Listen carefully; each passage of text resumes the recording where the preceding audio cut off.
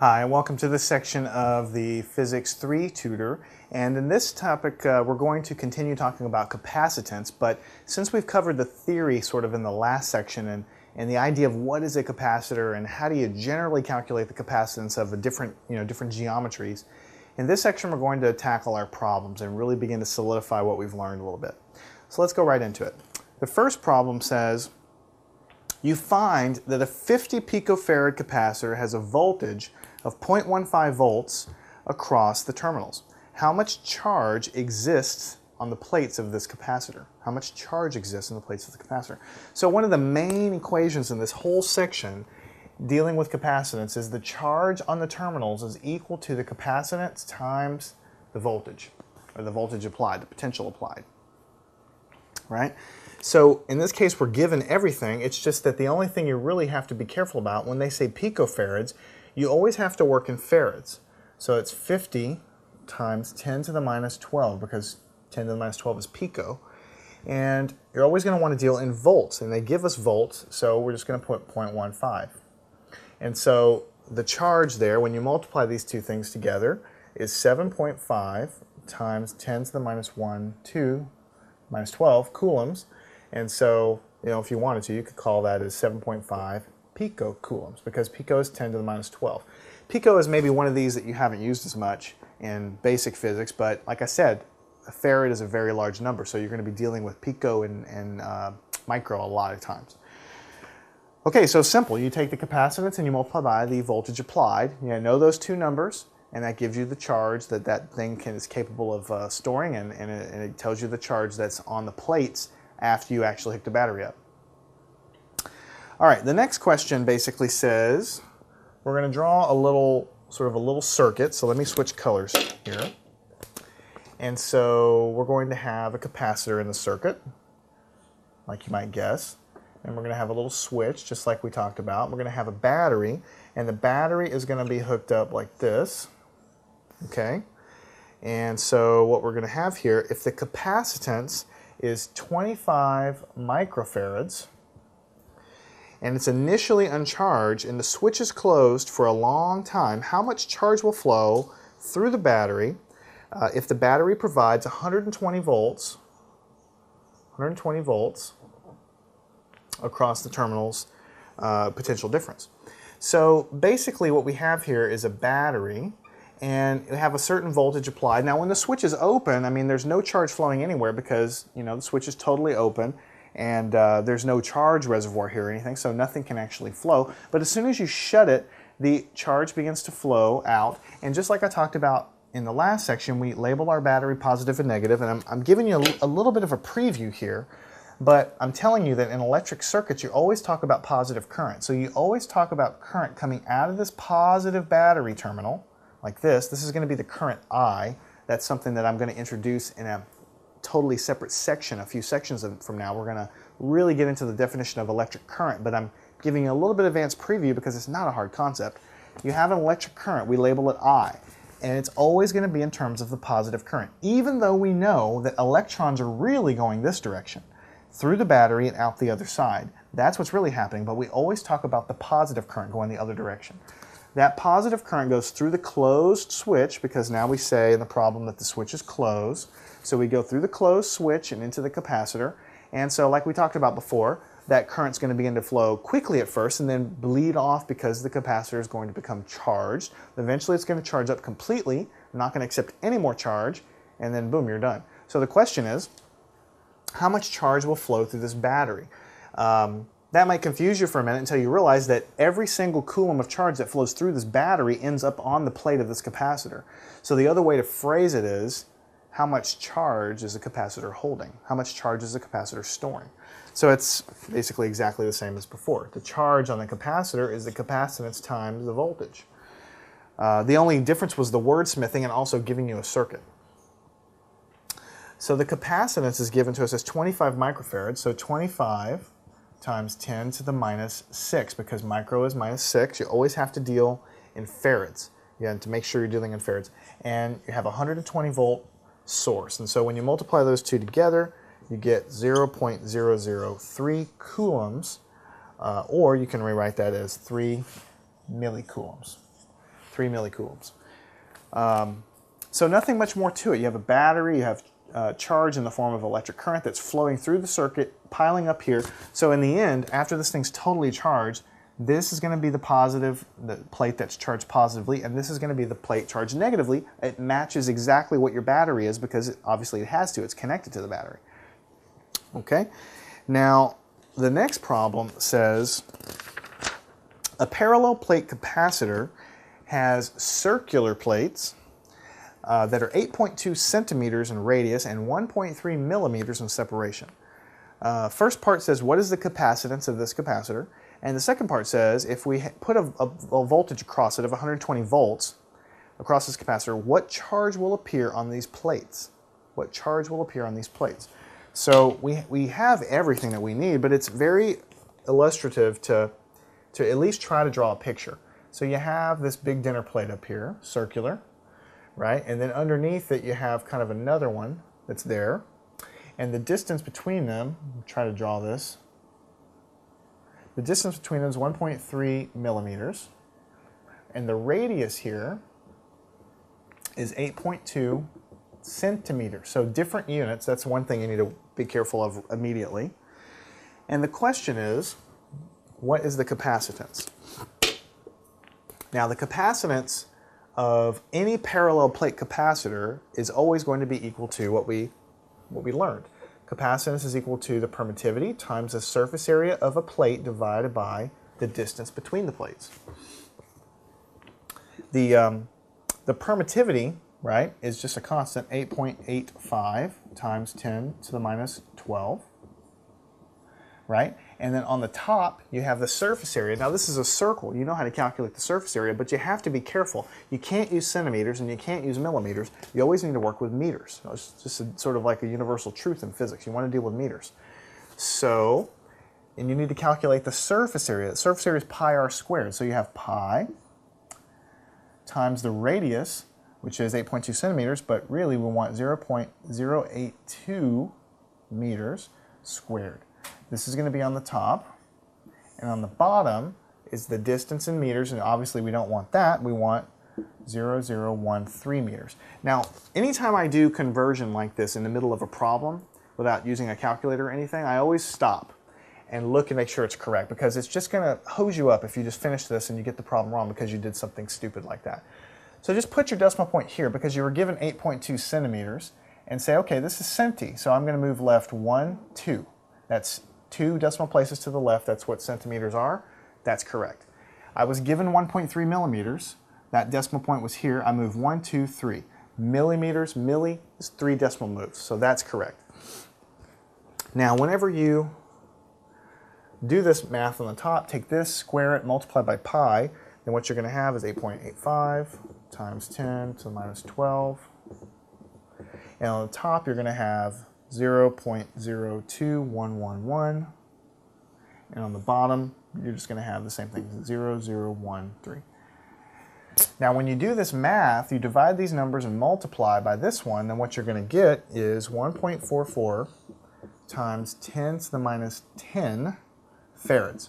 And that is the answer in farads, but you know, it's such a small number, you want to use the metric prefixes. So what we're going to do here, since there really isn't a great metric prefix for 10 to the minus 10, I'm going to move the decimal 2 to the right to make it 10 to the minus 12, and that's going to be 144 picofarads because pico is 10 to the minus 12. Make sure you understand this. If you move it 2 to the right, then that's going to make this 10 to the minus 12. And so you have 144 pico because pico is 10 to the minus 12.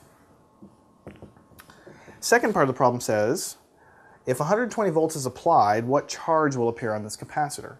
Well, we know the capacitance because we just calculated it, and we know because the problem tells us 120 volts is what we're applying, so it's just simple multiplication. So we have, but again, when you take this and turn it back into using it in math, you're going to have to turn it back into farads. 144 times 10 to the minus 12, 120 volts. Take those two numbers, multiply them together, you're going to get 1.72 times 10 to the minus 8 coulombs, because charge, the unit of charge is coulombs. And again, there's no great metric prefix for 10 to the minus 8, so I'm going to move the decimal 1 to the right and make it 17.2 nano coulombs. Nanocoulombs. Because here's 10 to the minus 8. If I move it that way, I'm going to have 10 to the minus 9. And 10 to the minus 9 is nano. So that's what I'm left with here. So it's a simple problem, basically. You just have to use the parallel plate equation and just make sure that your units are in meters and that you're dealing in meters and volts. And that's what's going to get you coulombs. Okay, the next problem says you walk across a carpet and you touch a doorknob and a 5 millimeter spark jumps from your hand, to the doorknob. Your body can be approximated by an isolated sphere of radius 25 centimeters. And if the potential between you and the door is 15 kilovolts, how much charge did you accumulate? How much charge did you accumulate? So this is sort of an exercise in what you see in the wintertime. You shuffle across the carpet, you touch, and a spark jumps. So you're given the potential difference between you and the doorknob, and you're also sort of given that you can be approximated by a sphere. Now that's not true, but it gives us a way to sort of calculate the answer. So what you have here to draw a little picture is a little doorknob, and then you have you, which is like a sphere. And then the distance here is 5 millimeters, spark that kind of jumps there, and you can be approximated by a sphere of radius 25 centimeters. Okay? And the potential between you and the doorknob, I'm just going to kind of write it like this, is 15 kilovolts. 15 kilovolts.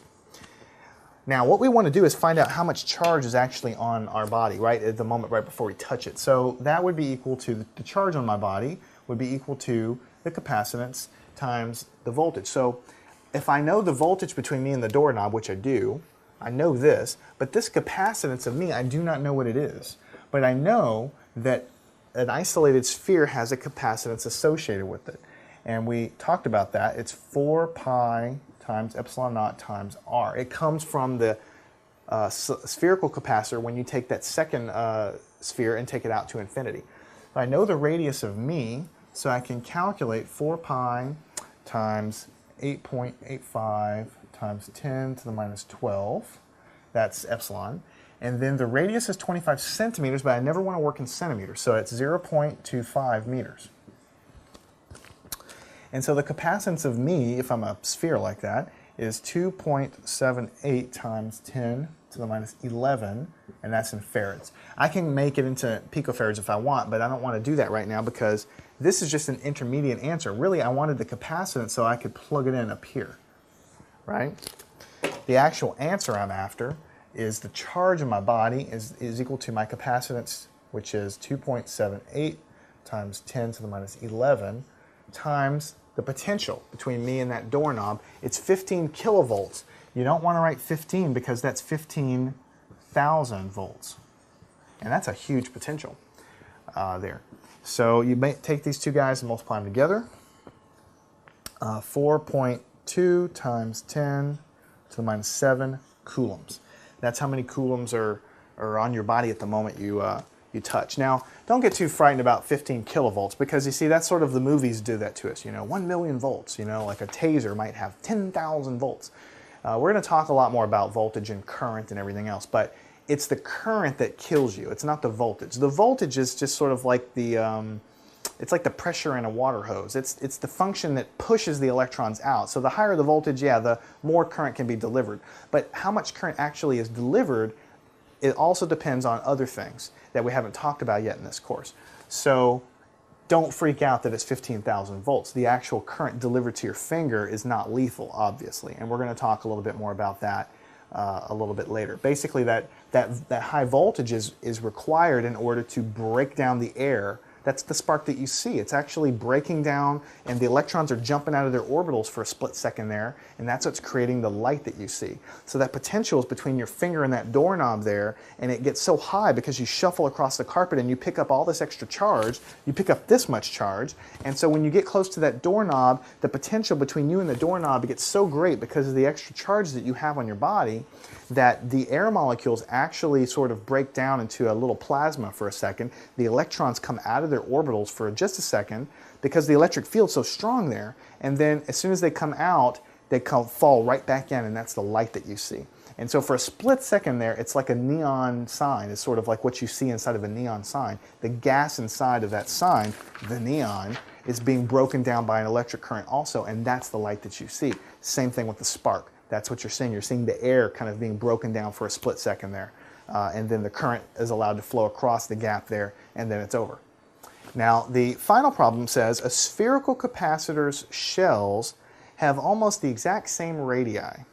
Show that in this case it can be approximated by a parallel plate capacitor.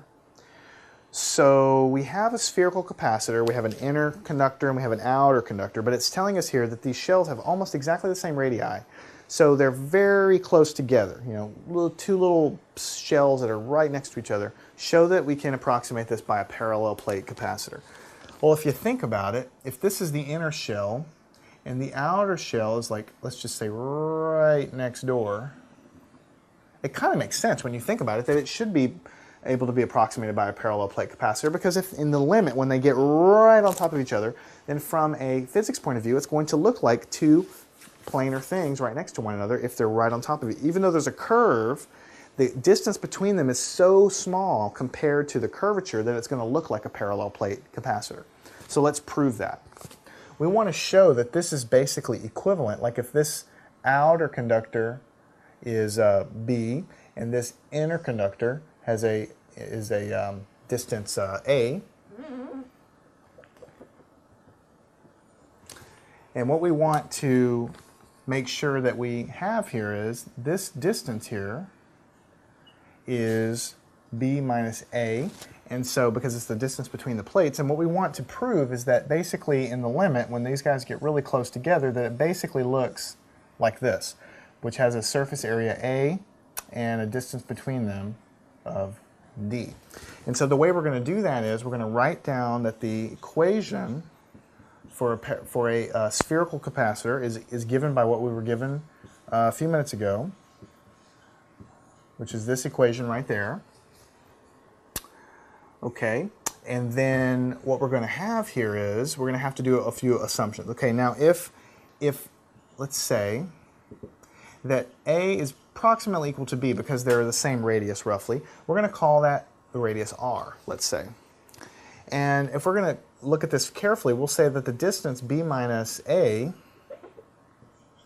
we're going to say is equal to D, the distance between them. Now let's see if when we plug this stuff in it works out.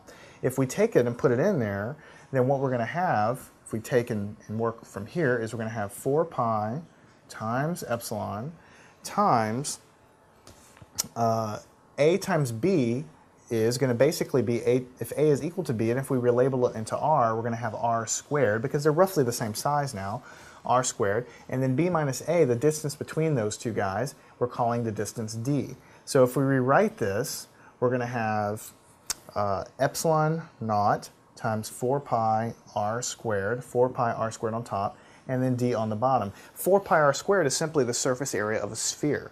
So it's going to be equal to the surface area of that sphere divided by the distance between the two spheres. So we've shown that if we take in the limit where these two things are really close together so that they're almost basically equal to another, and the distance between them we call a variable D, then what we end up with is the area of that sphere divided by D, which is the same exact equation as when we have a parallel plate capacitor. So if you look at this guy and you make this capacitor and build it in the lab and measure its capacitance, it'll have the same capacitance as a parallel plate capacitor. Okay, the next problem says a cylindrical capacitor has an inner radius of 1.6 millimeters and an outer radius of 18 millimeters. If the length of the capacitor is 2.4 centimeters, what is the capacitance? What is the capacitance? So we've drawn that here. We have the outer radius of 18 millimeters. The inner radius, actually this is millimeters too, 1.6 millimeters. Okay, and then the height of the thing, the length, is 2.4 centimeters. And so basically we're just going to use the equation that we have, 2 pi times epsilon naught times the length divided by natural log of B over A. Natural log of B over A, where this is equal to B, this is equal to A, and this is equal to L. So A is always the inner diameter, B is always the outer, I'm sorry, the inner radius, B is always the outer radius, and the length is given to us here. So when we do this, we'll have 2 pi, and then we'll have 8.85 times 10 to the minus 12. And then the length is just going to be 2.4, but it can't be in centimeters. You're going to always have to put it in meters, 0 to 4. So you can convince yourself that's 2 decimal moves. You can convince yourself that's 2 decimal moves, 1, 2. So that's correct on top. On the bottom, you're going to have something a little interesting here. You're going to have, on top, you're going to have B, which is 18 millimeters, but you can't put 18 millimeters. It's going to be 0, 1, 8, and on the bottom, this B over A is 1.6 millimeters, but you can't put that. It's 0, 0, 1, 6. Okay, and you have to make sure that's right, because if this is 18 millimeters, that's 1, 2, 3, that's correct. 1.6 millimeters, 1, 2, 3, that's correct. And if you do this, then on the outside, you're going to get 5.56 times 10 to the minus 11, right? And then on the inside here, if you take this guy, you're going to have 0.024 on the top still. And if you divide these two things and take the natural log, you're going to have 2.42. 2.42. So the capacitance in total, when you divide these two and multiply by this number, is 5.5 times 10 to the minus 13. There's no great metric prefix for 10 to the minus 13, so I'll move it 1 to the left and say 0.55 picofarads, because that would be 10 to the minus 12. So basically you put the numbers in, but you have to make sure everything is in terms of meters. Divide, take the natural log, and then do the multiplication here, and you'll get down to picofarads there. I'm Jason. I hope you've enjoyed this section and learned how to take the concepts of capacitance and apply them to real problems. I hope you understand and agree that it's not like a really big deal. You just have to understand the equations and how to apply them and the basic ideas of what capacitors are, and that information and knowledge is going to serve you really well as we progress through the course into some more advanced topics and building more complicated circuits with capacitors and later on resistors and other types of things that we're going to put in our electric circuits.